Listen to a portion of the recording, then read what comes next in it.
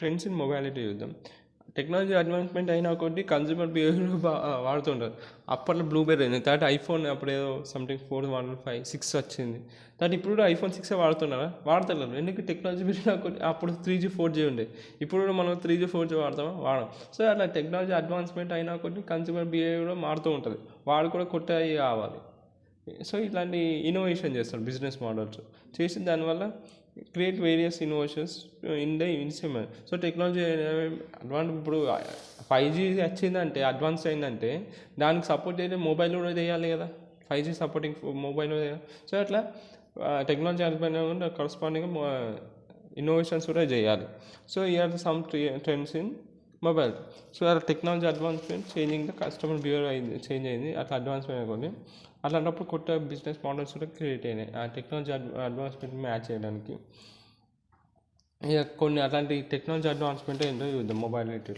మొబైల్స్లో first వచ్చి 5G network. 5G network ఏం చేస్తుంది? అప్పట్లో మనకు 200 MB 20 రూపీస్ పెడితే 200 MB దాటేస్తే రీఛార్జ్ 10 రూపాయలు 20 రూపాయలు. అది మస్తు అయిపోయేది ఒక రోజుకి. ఇప్పుడు మనకి 1GB 2GB కూడా నాట్ ఈవెన్ సరిపోతలేదు, సఫిషియెంట్. సో అలా 5G వచ్చినాకనే అది చూడ ఎంత స్పీడ్ ఉంది. ఇంకా 6G వస్తుందంట. సో ఇట్లా టెక్నాలజీ అడ్వాన్స్మెంట్లో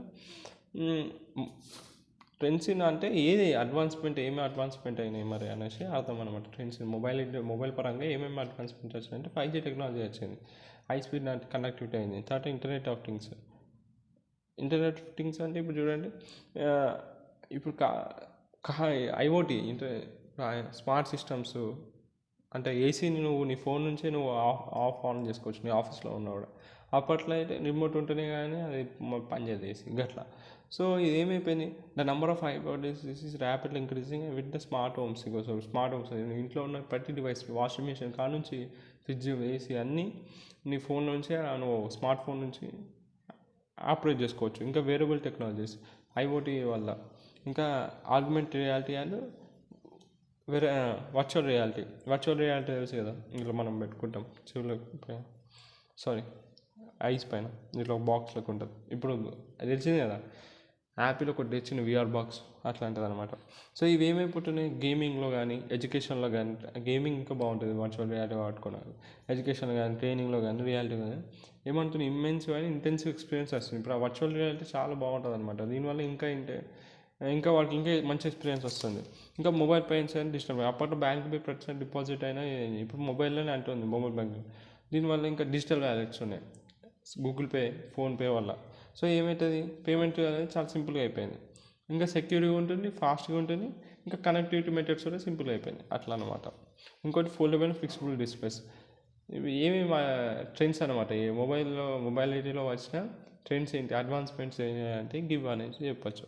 ఇంకా ఫోల్డబిలిటీ అండ్ ఫ్లెక్సిబిలిటీ డిస్ప్లేస్ అంటే అప్పట్లో చెప్పినా కదా, బ్లాక్బెర్రీ అనేది చిన్న డబ్బా ఫోన్, తర్వాత ఐఫోన్ తీసుకొచ్చిండు, తర్వాత సామ్సంగ్ మోడ్.